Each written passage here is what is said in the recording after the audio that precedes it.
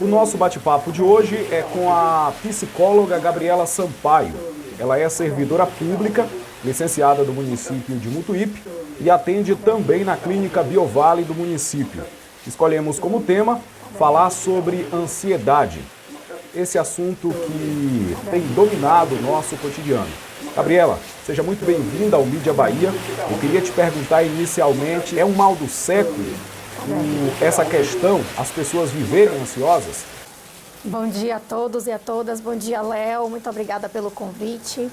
A ansiedade e outros transtornos mentais, né, como a depressão, que são muito comuns em nosso país, têm recebido muito destaque nos últimos 12 meses, principalmente com o advento, a chegada da pandemia do coronavírus aqui na nossa nação.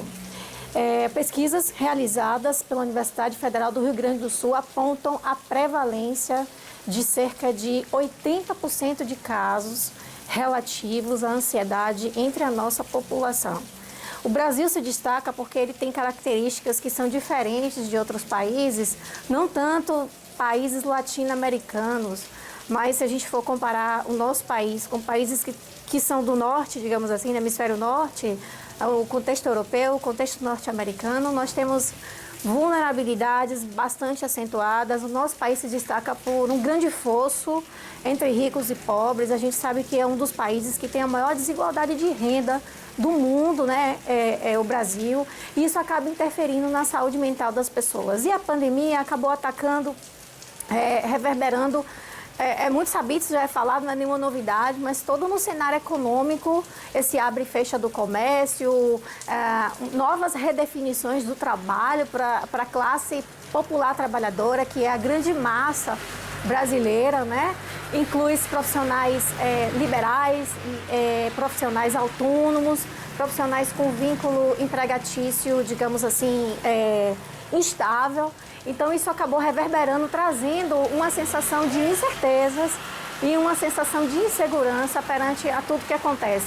Não somente no que tange a contaminação com o vírus, o adoecimento e a contaminação do outro, mas também essas incertezas de como é que eu vou me alimentar amanhã, como é que eu vou pagar minhas contas esse mês, como é que eu vou dar conta do meu aluguel. Isso é um dos processos que se fala em saúde coletiva, da determinação social do processo de saúde e doença. Então, quanto mais pobre uma população e ela se pega dentro de um contexto de uma crise sanitária, é claro que isso vai impactar de uma forma muito diferente entre nações que não têm tantas desigualdades de renda, nem características específicas socioculturais e econômicas para isso. Eu te questiono, a tentativa de controle, de autocontrole da ansiedade, ela pode agravar ainda mais o problema? Olha só, o que é a ansiedade? Eu sempre costumo dizer para as pessoas que me procuram que, olha, você veio para a psicoterapia querendo eliminar a ansiedade, mas isso não é possível. Eliminar a ansiedade 100% por quê? Até porque é algo que todos nós temos no cotidiano, no dia a dia. Porque, olha só, a gente precisa da ansiedade para a gente estar agindo na vida. Então, a gente só levanta cedo da cama e sem ansiedade que ela dispara, porque assim, eu preciso trabalhar, eu preciso estudar, eu preciso levar minha vida para frente, eu preciso dar continuidade à minha vida, eu preciso fazer minhas coisas, conquistar meus sonhos, meus planos, meus objetivos, eu preciso manter a vida do meu filho ou da minha filha. Eu preciso manter a minha casa organizada, eu preciso manter uma organização para que pessoas que dependem de mim ou não, ou eu própria que dependo de mim mesma, eu preciso fazer com que minha vida, ela se sustente. Então, a ansiedade, ela é super necessária, o estresse é super necessário. Claro que em doses, em certa medida, ele é super necessário para que a gente consiga levar a cabo a nossa vida, senão a gente não consegue existir. Senão a gente não consegue correr atrás do que a gente quer, a gente não consegue se alimentar. A ansiedade, ela faz parte de um processo que é de sobrevivência, mas a ansiedade demais paralisa, a ansiedade de menos também. Então, essa ideia de que eu preciso eliminar a minha ansiedade para eu poder viver, é uma ideia que ela é muito equivocada, porque eliminar a ansiedade total, a gente fica numa situação de procrastinação, a gente não consegue avançar no que a gente tem que avançar. Como é que eu identifico que a minha ansiedade já virou um transtorno mental? Veja, transtornos mentais, eles são assim definidos por alguns quesitos. Primeiro, quando ele acaba interferindo na minha vida afetiva e social. O processo de saúde e doença, o adoecimento, a gente se percebe no corpo, do ponto de vista biológico, mas ele é, antes de tudo, social. As pessoas apontam o dedo e dizem, você não está bem, você não é mais o mesmo. No campo da saúde mental, essa interlocução social, uma pessoa com a outra, e a identificação de que algo não está normal, diz um pouco sobre a chegada de um transtorno mental, de um processo de adoecimento na vida da gente. Então, essa é a primeira coisa, interfere no nosso campo social. A gente não consegue mais cozinhar, a gente não consegue mais se alimentar, a gente não consegue mais trabalhar. Então, isso são pontos que são muito essenciais do cotidiano da vida para a nossa própria existência, que são afetados quando um transtorno mental, que, entre outras palavras, uma desordem mental, ela está chegando. Uma das outras coisas também, além dessas afetações, é a nossa sensação de que a gente não tem controle sobre a gente próprio, sobre as nossas questões. Então, respondendo, Léo, a tua pergunta, uma coisa é eu compreender que a minha ansiedade tem a ver com um momento, com um cenário, tem a ver com uma prova que está chegando, uma entrevista de emprego, um vestibular, uma ansiedade natural da juventude, essa questão, o que eu vou ser, que profissão eu tenho que escolher, tudo bem. Mas quando essa ansiedade vem e barra todos aqueles comportamentos dirigidos para a ação do ser, para ele poder dar cabo, dar continuidade à sua existência, a gente tem que olhar um pouquinho para essa questão, né? Como uma desordem, como um transtorno mental. Porém, tem uma psicóloga que eu admiro muito aqui no Brasil, chamada Débora Noal. Ela é especialista em transtornos mentais associados a grandes eventos sanitários, como ela já trabalhou em situações como o Ebola, está trabalhando agora no Brasil de uma forma muito competente com relação ao coronavírus. Então, ela já enfrentou uma série de emergências e desastres, né? Brumadinho. Então, o que ela diz? Veja, como você está hoje é uma reação normal para um cenário que está normal. Então, hoje, a gente dizer que eu tenho um transtorno vivendo num contexto pandêmico é muito complicado. A gente afirmar, isso se trata de um transtorno, eu estou doente, né? É muito delicado um diagnóstico desse. A gente tem que sempre interpretar. Eu falei que o processo de saúde e doença é estudo social. A gente tem que interpretar o contexto, o ambiente e as trocas que o ser humano, o indivíduo, tem feito com esse ambiente. Então, na busca da homeostasia, do equilíbrio, a gente vai descompensando, porque o ambiente está descompensado. Então, se você se percebe que a sua ansiedade, ela se elevou, que você está muito mais com pensamentos acelerados, que isso está afetando o seu sono, a sua qualidade de vida, você namorar, o seu casamento, o seu trabalho, as suas relações com as pessoas, isso são sinais que valem a pena você buscar uma ajuda profissional. Por que é tão difícil a gente cuidar da saúde mental? As pessoas entenderem que é preciso também a gente cuidar da cabeça. Então, a gente vive sobre uma cultura, e aqui no Ocidente, eu não falo nem a nível de Brasil, mas vamos pensar no Ocidente. A gente está pegando toda essa parte aqui, né? E principalmente aqui, norte-americanos e até lá o finzinho. Todos esses países das Américas, né? Vamos pensar nesse contexto. A gente tem uma cultura muito pautada na dicotomia. É bem e mal, é corpo-mente. Então, se a gente pensa que é tudo separado, que é tudo dicotômico, diferente das pessoas do Oriente, que elas pensam que não existe só essa dicotomia, né? Existem várias outras possibilidades. A gente pensa que corpo é uma coisa, mente é outra, espírito é uma coisa, carne é outra. A gente vive sobre essa égide cultural. Então a gente começa a achar que assim, o problema da mente eu posso controlar, eu tenho controle sobre a minha própria mente, ninguém mais, só eu. E tem também os preconceitos relativos à questão do mental. No nosso país, a população, ao longo do seu processo histórico, foi lidando com essa questão da saúde mental como algo que tinha que ser escondido. Então, na história da psiquiatria brasileira, na história do cuidado de pessoas com sofrimentos psíquicos no nosso país, essas pessoas foram escondidas, asiladas, era vergonhoso, era feio. E essa atmosfera preconceituosa, estigmatizante, ela ainda predomina no nosso país de uma forma muito forte. Então, muita gente ainda associa essa questão do cuidado da saúde mental como algo que é vergonhoso, é feio, tem que ser escondido. E junto a isso, a psicologia nasce no Brasil com as características muito peculiares. O boom da psicanálise, que é uma das abordagens no campo da psicologia, mas que é totalmente diferente da psicologia. A psicanálise é uma coisa, a psicologia é outra. A psicanálise interfere na psicologia. A psicanálise enquanto um tratamento mental que tem como pressuposto principal a cura pela palavra. A psicanálise ela serve muito bem entre os anos que a gente chama na história os anos de chumbo da ditadura militar, onde as pessoas vão, se ficam dentro dos seus consultórios entre quatro paredes com seus psicanalistas e falam de suas questões individuais. E nesse tipo de clínica predominante naquela época, se esquivavam e se deixava para trás todos esses determinantes psicossociais que a gente tem, que se fala muito hoje e que é motivo de muita polêmica nas redes sociais. Racismo, classismo, marcadores sociais como gênero, raça, cor, etnia, deficiência. Então, era uma clínica muito privada, muito atenta a essas questões mesmo individuais. Claro que tinham reverberações, mas que servia aquele processo histórico daquele momento. E os psicólogos nascem, eles fazem sua clínica muito pautada na psicanálise, né? Psicólogos e psicólogas, e a maioria da profissão da categoria, somos mulheres.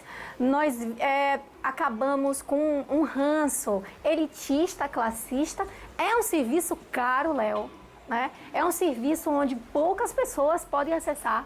Mas quando você vai para o SUS, para o Sistema Único de Saúde, você vê a demanda, a importância que as pessoas dão importância sim, mas pouquíssimas pessoas têm condições de bancar um acompanhamento que é a longo prazo, que necessita de sessões regulares por um determinado período de tempo que a gente não sabe. Pode ser 6 meses, pode ser 1 ano, pode ser 10 anos. Tem gente 10 anos em psicoterapia. Não porque o problema é maior ou menor, mas porque gosta, quer se conhecer, quer fazer esse processo e permanece.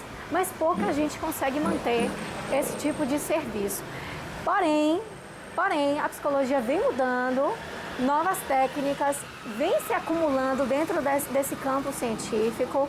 E como eu venho de uma geração mais nova, digamos assim, da clínica psicoterápica, eu tenho 12 anos de formada, mais ou menos, a gente aprende processos e novas clínicas, novos formatos de fazer clínicas, em que a gente pode acelerar um pouquinho, mas vai depender muito de como que aquele cliente, aquele paciente, ele vai responder a esses novos modos. Então, eu tenho visto na minha categoria, na minha prática profissional, resultados incríveis em 8 sessões, em 10 sessões. Eu estou falando de 2, 3, 6 meses de terapia, né? É muito relativo, dá pra gente dizer isso. A pandemia, ela tem nos ensinado muita coisa. Com o passar dessa pandemia, nós teremos uma população adoecida, na sua avaliação, do ponto de vista da psicologia? É o que as pesquisas apontam. As pesquisas vêm destacando essa transição para o fim pandêmico como um assolamento da saúde mental dos brasileiros, né? É muito interessante, porque, assim, como psicóloga, eu também adoro a história. E dentro também da minha formação, hoje eu faço um doutorado em saúde pública, saúde coletiva, pelo Instituto de Saúde Coletiva da Bahia. E o que a gente percebe? A história ela não está desvencilhada dos nossos comportamentos. Se a gente for pegar a história lá, 1929, o que acontece no ano de 1929 em Nova York? O crack da Bolsa de Nova York, uma grande depressão que assolou e que repercutiu em todo o mundo. Muitas pessoas se suicidaram, que se viram perdendo seus dinheiros, suas economias. O que acontece aqui no Brasil na década de 90, no início da década de 90, nesse processo de redemocratização, uma mudança de um regime militar, né, para um governo democrático, onde se elege o Fernando Collor de Mello. A gente vê também as questões com a poupança confiscada, O que acontece com aquelas pessoas que tinham seus dinheiros guardados e que de repente o governo lança uma estratégia econômica e confisca o dinheiro das pessoas ali? A gente também vê suicídios, a gente vê pessoas perdendo suas casas, perdendo seus bens. Então esses impactos econômicos, eles interferem sim. E quando se trata de eixos como economia, segurança, sensação de que as necessidades básicas estão supridas, é claro que há um rebatimento na nossa saúde mental. Quer ver uma coisa? O que tem chegado para mim com muita força em termos de categoria profissional? Os professores. Os professores, eles estão adoecendo. Adoecendo. Coisas que nunca foram pensadas para o país. A educação à distância no Brasil sempre foi visto com uma sensação de que não tem valor, de que não é efetiva, mas de repente todos nós, enquanto professores e alunos, nos vimos obrigados a assistirmos aulas online. E isso repercutiu naquele comportamento, naquele repertório comportamental dos professores que tiveram que se adequar ao novo formato. E existe toda uma pressão por trás disso e que tem contribuído para essas questões. Isso. E aí o que acontece? Além de aprender novas formas de trabalho, de ser professor, de lidar com os alunos, de lidar com os pais dos alunos, a porosidade entre as esferas da vida pública e privada, elas ficam muito tênues. Então se mistura o trabalho com a vida cotidiana da casa. Né? Isso assola principalmente as mulheres professoras, que têm que dar conta do lar, dos filhos, da família. Isso também reverbera nos pais, que têm que dedicar parte da sua manhã acompanhando os seus filhos, né? Nessas aulas online. E a gente está vendo aí uma infinidade de repercussões psíquicas entre esses diversos lados, professores, educadores, pais. Né? Eu só estou dando um exemplo. Mas existem várias outras categorias que estão também passando por esse processo. Então é certo que isso aconteça. TOC é um dos transtornos da ansiedade? Olha só, transtorno obsessivo compulsivo, ele hoje, no DSM-5, que é um livro, né? A gente tem o CID-10, Classificação Internacional de Doenças, versão número 10, e a gente tem o DSM-5, na sua 5ª edição, que traduzindo do inglês é um manual, é um livro que cataloga vários tipos de transtornos mentais já conhecidos em toda a nossa, no campo dos humanos. E hoje no DSM-5, o transtorno obsessivo compulsivo, ele tem um capítulo à parte dos transtornos de ansiedade. Ele já fez parte dos transtornos de ansiedade. Só que o TOC, ele apresenta características muito peculiares. Então, por exemplo, no TOC, a gente vai ver pessoas convivendo e se queixando de ou obsessões ou compulsões. Ou uma coisa ou outra, ou ambas as coisas. O que são obsessões? Obsessões, vamos pensar, que são pensamentos intrusivos, ou seja, eles vão chegar sem seu desejo, sem você querer, e com conteúdos bizarros, em que você vai ser, nossa, eu estou pensando nisso. Tem gente que pensa que está maltratando uma pessoa, tem gente que fantasia sem querer, esses pensamentos são intrusivos, não são do desejo da pessoa. Fantasias de cunhos religiosos, sexuais, isso assusta muito as pessoas pensando, porque é muito comum que nós, que não temos conhecimento nessa área, a gente acha que o que a gente pensa a gente vai fazer, mas eu vou fazer uma ênfase aqui, que pensamento não é fato, mas esses pensamentos intrusivos, obsessivos, assustam as pessoas. E o que são as compulsões? As compulsões, na tentativa de eliminar aquela sensação de ansiedade, são comportamentos que são feitos com determinada sequência, com determinadas características, sempre visando eliminar aquela sensação. Então tem gente que vai dizer assim, eu vou esfregar 10 vezes, porque aquilo não vai acontecer.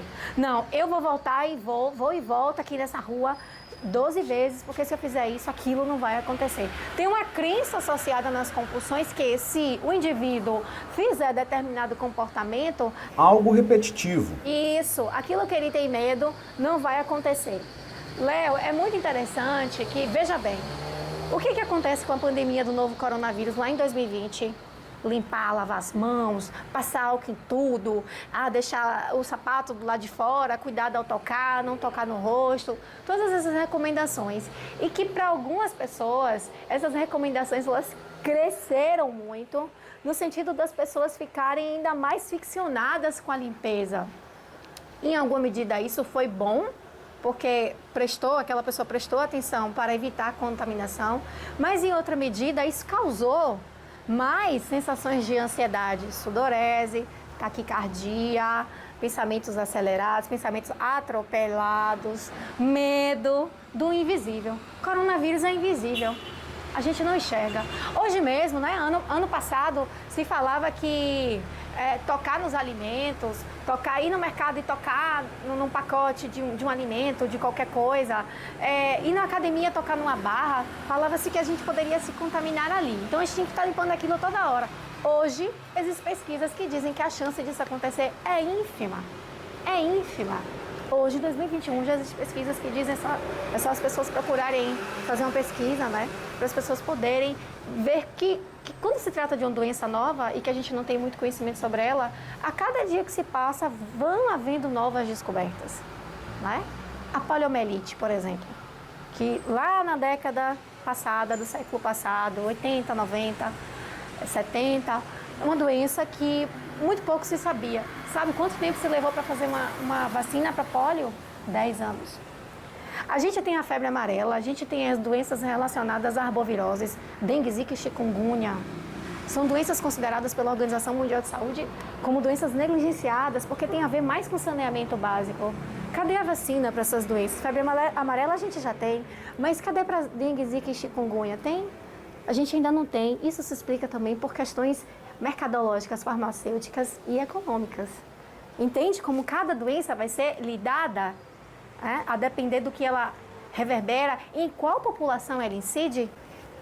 Qual o ponto de estalo que as pessoas poderiam, que podem, na verdade, ter para identificar que o problema, na verdade, existe e que, a partir daquele ponto, é preciso tratar com um psicólogo, com um psiquiatra ou com outro profissional?